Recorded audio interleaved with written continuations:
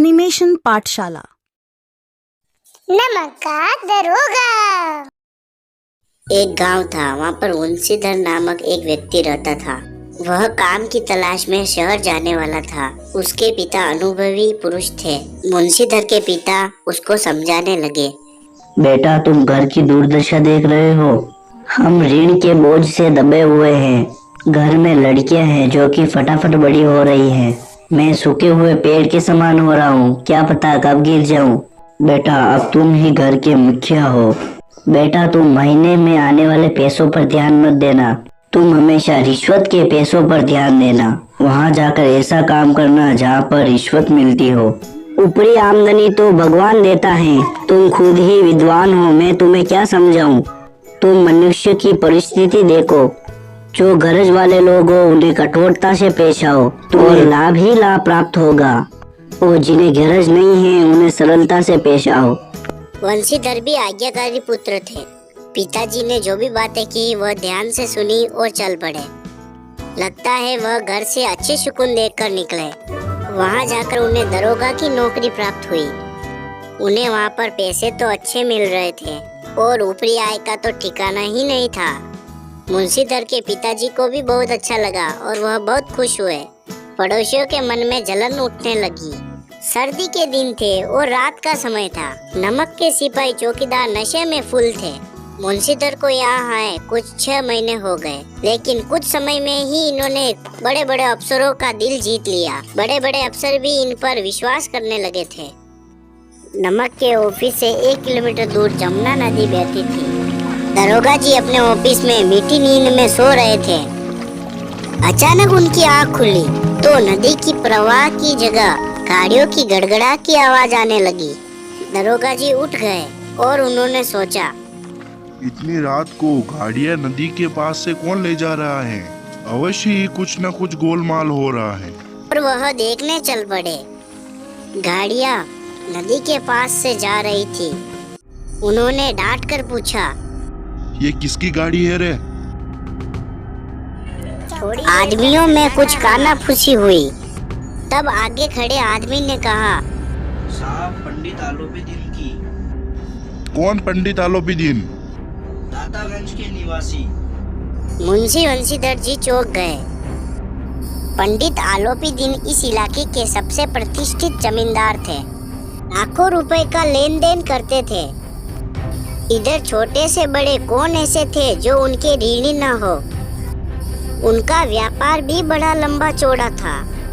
बड़े चलते पुर्जे आदमी थे। अंग्रेज अफसर उनके इलाके में शिकार खेलने आते और उनके मेहमान होते। 12 मास उनका कारोबार चलता था। मुंशीधर ने पूछा, गाड़ियां कहाँ जाएगी? वह कहते हैं कानपुर। उन्होंने पूछा, इन गाड़ियों में क्या है? सन्नाटा छा गया। दरोगा साहब का शक और भी बढ़ गया। कुछ देर उत्तर की बाट देकर वह जोर से बोले, क्या तुम गूंगे हो गए हो? मैं पूछता हूँ, इसमें क्या भरा हुआ है? जब इस बार भी उन्हें कोई उत्तर नहीं मिला तो वह पास जाकर देखते हैं। उनका भ्रम दूर हो गया। यह नमक के ठेले थे। पंडित आलोपीदीन रथ में आ रहे थे। थोड़ी देर सोते थोड़ी देर जागते चले आ रहे हैं। उन्हें गाड़ी वालों ने आकर जगाया और बोले, महाराज, दरोगा ने गाड़ियां रोक दी हैं और घाट पर खड़े आपको बुला रहे हैं। पंडित आलोपीदीन का लक्ष्मी पर अखंड विश्वास था। वह कहा करते थे कि संसार का तो कहना है कि स्वर्ग में भी लक्ष्मी का ही राज्य है।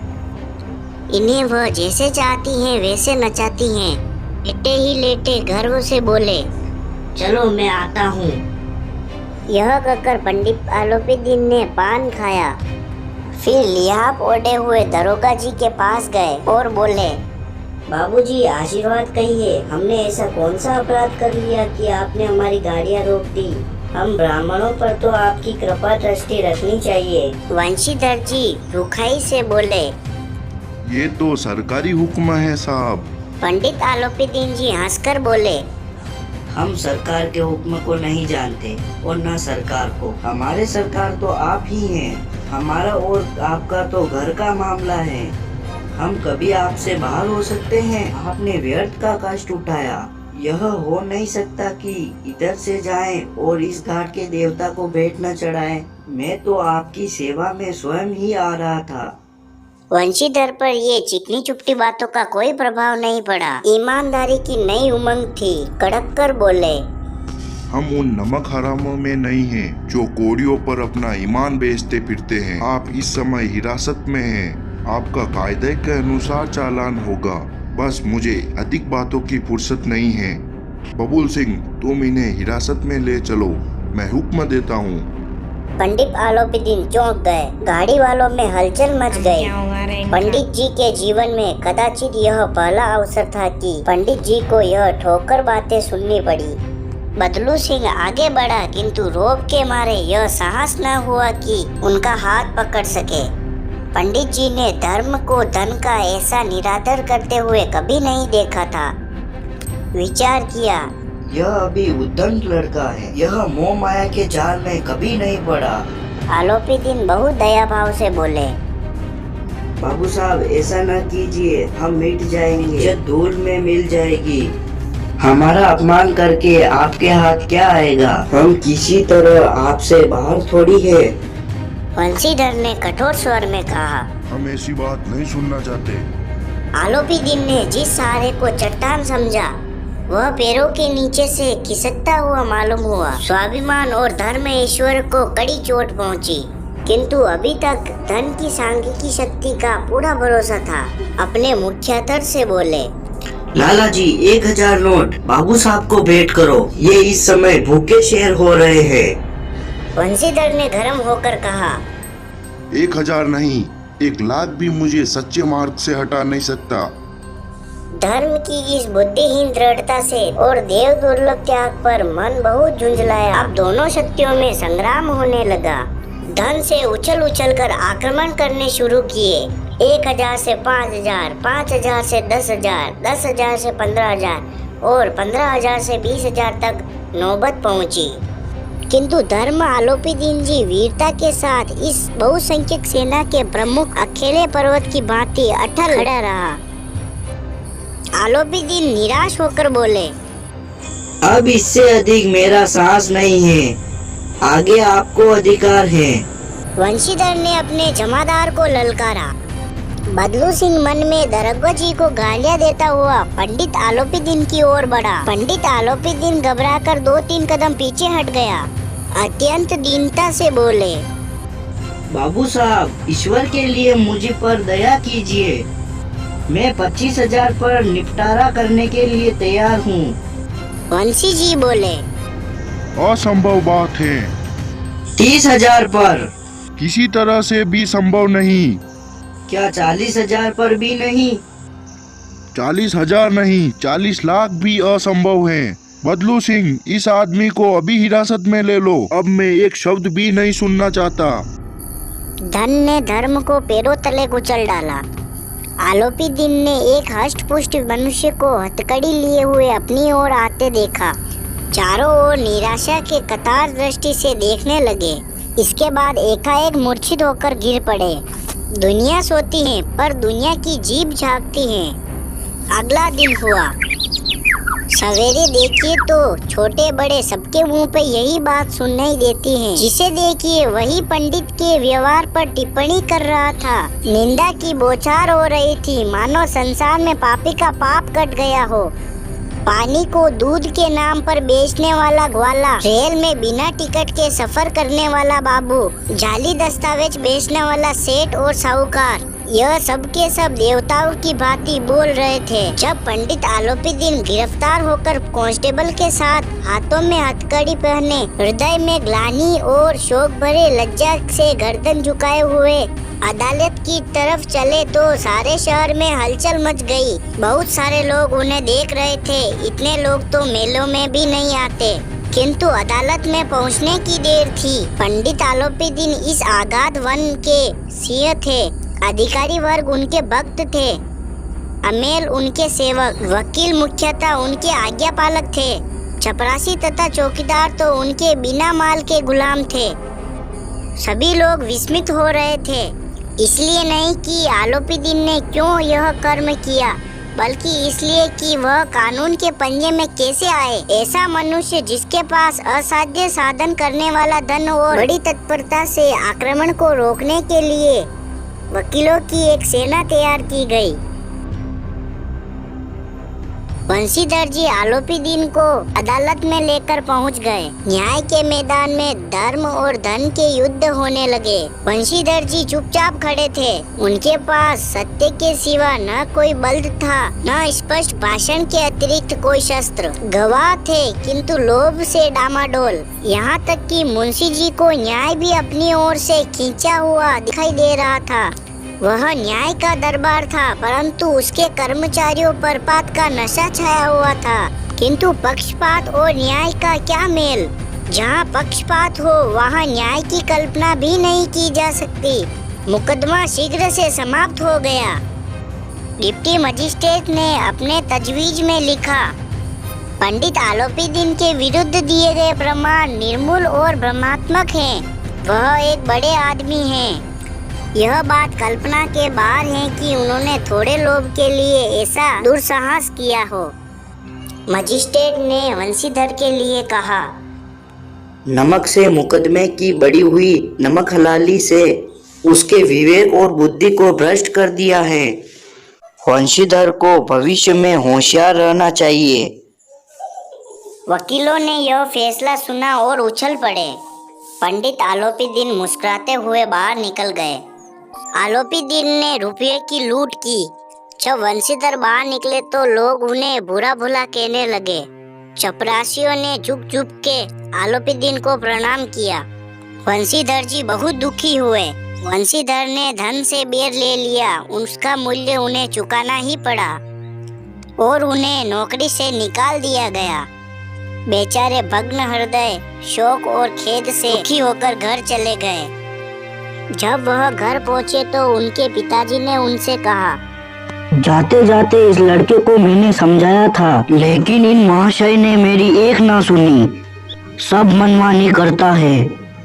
हमने भी बहुत नौकरियां की हैं। हमने तो दिल खोलकर काम किया और आप ईमानदार बनने चले। घर में चाहे अंधेरा हो, मस्जिद में अवश्य दीवा जलाएंगे। खेद है ऐसी समझ पर। पढ़ना लिखना सब व्यर्थ गया। जी चाहता है तुम्हारा सिर फोड़ लूं। बहुत देर तक पछता पछता कर हाथ मलते रहे। पिताजी ने क्रोध में बहुत कठोर बातें कही। उनकी वृद्ध माता को भी बहुत दुख हुआ। जगन्नाथ और रामेश्वर यात्रा की कामना मिट्टी में मिल गई। पत्नी ने तो कई दिनों तक सीधे मुंह से बात भी नहीं की। इस प्रकार एक सप्ताह बीत गया। शाम का समय था। उनके पिताजी बैठे बैठे राम नाम की माला जप रहे थे। उनके घर के बाहर एक सजा हुआ रथ आकर रुका। कई नौकर लाठी कंधों पर रखे साथ खड़े थे। उनके पिताजी जल्दी से दौड़कर घर के बाहर आए। उन्होंने देखा कि आलोपीदीन बाहर खड़े हैं। झुक झुक कर वह प्रणाम करने लगे और कहने लगे, हमारा भाग्य उदय हुआ जो आपके चरण हमारे घर तक आए। आप हमारे पूज्य देवता हैं। आपको हम कौन सा मुंह दिखावें। मुंह पर तो कालिक लगी हुई है, किंतु क्या करें, लड़का अभागा पुत्र है, नहीं तो आपसे मुंह क्यों छिपाना पड़ता। चाहे भगवान पुत्र न दे, पर ऐसी संतान न दे। आलोपीदीन ने कहा, नहीं भाई साहब, ऐसा ना कहिए। वंशीधर के पिताजी ने चकित होकर कहा, ऐसे पुत्र को और क्या कहूँ। आलोपीदीन जी ने कहा, कुल तिलक और पुरुष की कीर्ति उज्जवल करने वाले संसार में ऐसे कितने धर्मपरायण मनुष्य हैं जो धर्म पर अपना सब कुछ अर्पण कर सके। पंडित आलोपीदीन ने वंशीधर से कहा, दरोगा जी, इसे खुशामद न समझिए। खुशामद करने के लिए मुझे इतना कष्ट उठाने की जरूरत न थी। उस रात को आपने अपने अधिकार बल से मुझे अपनी हिरासत में ले लिया। किंतु आज मैं अपनी इच्छा से आपकी हिरासत में हूँ। मैंने हजारों रईस और अमीर देखे हैं, हजारों उच्च पदाधिकारी से काम पड़ा है, किंतु मुझे परास्त किया तो आपने। मैंने सबको अपने धन का गुलाम बनाकर छोड़ दिया। मुझे आज्ञा दीजिए कि आपसे कुछ विनय करूं। वंशीधर ने आलोपी दिन को आते देखा, उठकर सत्कार किया, किंतु स्वाभिमान सहित समझ गए कि यह महाशय मुझे लज्जित करने और जलाने के लिए आया है। पर आलोपी दिन जी की बात सुनी तो मन में मेल मिट गया। पंडित जी की ओर उमड़ती हुई दृष्टि से देखा। गर्व ने अब लज्जा के सामने सिर झुकाया। वंशीधर जी शर्माते हुए बोले, यह आपकी उदारता है जो आप मुझसे क्षमा मांग रहे हो। मुझसे जो कुछ अविनय हुआ है उसके लिए मुझे क्षमा कीजिए। मैं धर्म की बेड़ी से जकड़ा हुआ था, नहीं तो वैसे मैं आपका दास हूँ। जो आपकी आज्ञा होगी वह मेरे सिर माथे पर। आलोपी दिन ने विनती भाव से कहा, नदी तट पर आपने मेरी प्रार्थना स्वीकार नहीं की थी, किंतु आज स्वीकार करनी पड़ेगी। वंशीधर जी बोले, मैं किस योग्य हूँ, किंतु जो कुछ सेवा मुझसे हो सकेगी उसमें त्रुटि न होगी। आलोपी दिन ने एक स्टाम्प लगा हुआ पत्र निकाला और उसे वंशीधर के सामने रखकर बोले, इस पद को स्वीकार कीजिए और अपने हस्ताक्षर कर दीजिए। मैं ब्राह्मण हूँ, जब तक यह सवाल पूरा न कीजिएगा द्वार से न हटूंगा। वंशीधर ने उस कागज को पढ़ा तो कृतज्ञता से आंखों में आंसू भर गए। आलोपी दिन ने अपनी सारी जायदाद का स्थायी मैनेजर नियुक्त किया था। 6000 वार्षिक वेतन के अतिरिक्त रोजाना खर्च अलग, सवारी के लिए घोड़े, रहने के लिए बंगला, नौकरी चाकर मुक्त। वंशीधर जी कंपित स्वर में बोले, पंडित जी, मुझे इतना सामर्थ्य नहीं है कि आपसे उदारता की प्रशंसा कर सकूं, किंतु मैं ऐसे उच्च पद के लिए योग्य नहीं हूँ। आलोपी दिन जी हंसकर बोले, मुझे इस समय एक अयोग्य मनुष्य की ही जरूरत है। वंशीधर ने गंभीर भाव से कहा, यो मैं आपका दास हूँ। आपकी सेवा कीर्तिमान सज्जन पुरुष की सेवा करना मेरा लिए सौभाग्य की बात है, किंतु मुझ में न विद्या है, न बुद्धि है, न वह स्वभाव जो इन त्रुटियों की पूर्ति कर सके। ऐसे महान कार्य के लिए एक बड़े मर्मज्ञ अनुभवी मनुष्य की जरूरत है। आलोपी दिन ने कलमदान से कलम निकाली और उसे वंशीधर में हाथ में देकर बोले, न मुझे विद्वान की चाह है, न अनुभवी की, न मर्मज्ञता की, न कार्य कुशलता की। इन गुणों के महत्व का परिचय खूब पा चुका हूँ। अब सौभाग्य से सुअवसर ने मुझे वह मोती दे दिया है जिसके सामने योग्यता और विद्वानता की चमक फीकी पड़ गई। अधिक सोच विचार न कीजिए, दस्तखत कीजिए। परमात्मा से यही प्रार्थना है कि वह आपको सदैव वही नदी के किनारे वाला बेमुरौवत, उद्दंड, कठोर परंतु धर्मनिष्ठ दरोगा बनाए रखे। वंशीधर की आंखों में आंसू आ गए। एक बार फिर पंडित जी की ओर से भक्ति और श्रद्धा की दृष्टि से देखा और कांपते हुए हाथ से मैनेजरी के कागज पर हस्ताक्षर कर दिया। आलोपी दिन ने खुश होकर उन्हें गले लगा दिया।